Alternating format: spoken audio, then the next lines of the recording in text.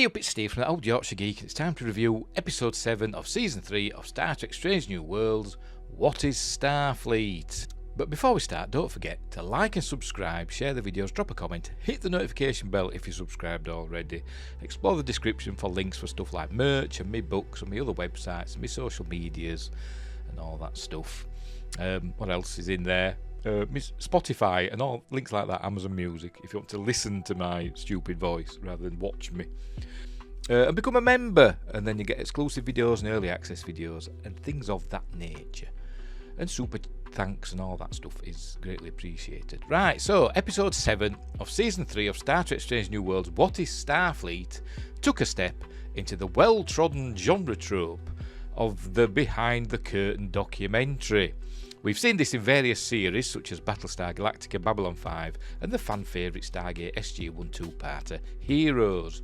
Could Strange New Worlds emulate the success of those previous efforts? Well, no, of course it couldn't.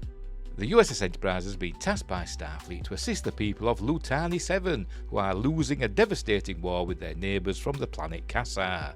The Lutani want the Enterprise to transport a genetically altered creature from the moon and deliver it to them. Why? Classified.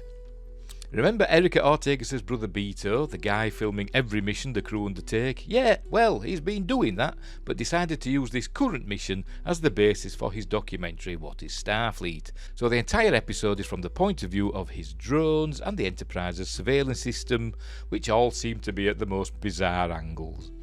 Ortega seems to have suddenly developed a chip on his shoulder against Starfleet, something that never emerged in the previous episodes in which we saw him.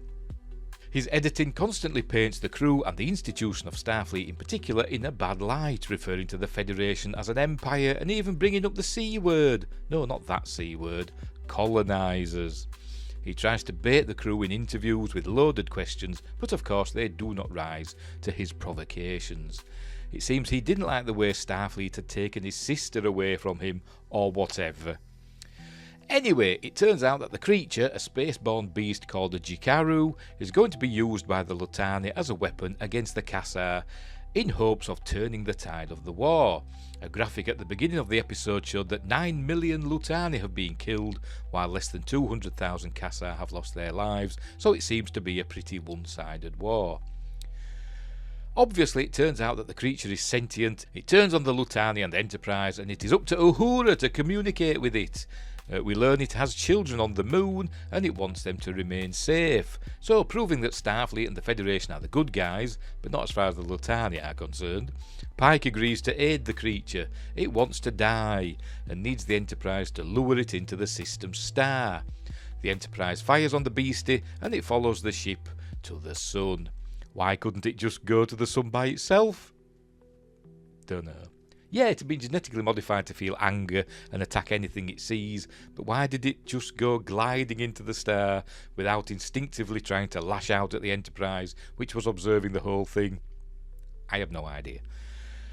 Pike promises that the Lutani will not be allowed to bother the young Jikarus, presumably guaranteeing their destruction at the hands of the Kassar. The Lutani, that is. Maybe the Federation will host peace talks. Dunno, because when threatened by the Lutani, Pike just says, "You do not want to make an enemy of the Federation." So in my opinion, this was a poorly executed episode that would have worked better with a traditional narrative rather than the fly-on-the-wall documentary trope. While Beto's doc was ultimately a glowing tribute to Starfleet and its people, the way he went for the clickbait-style savage interrogating interviews was completely pointless, as we had not seen a hint of his anger towards Starfleet in the previous episodes. The conclusion of the episode with the Jikaru just floating off into the sun was way too contrived and frankly easy.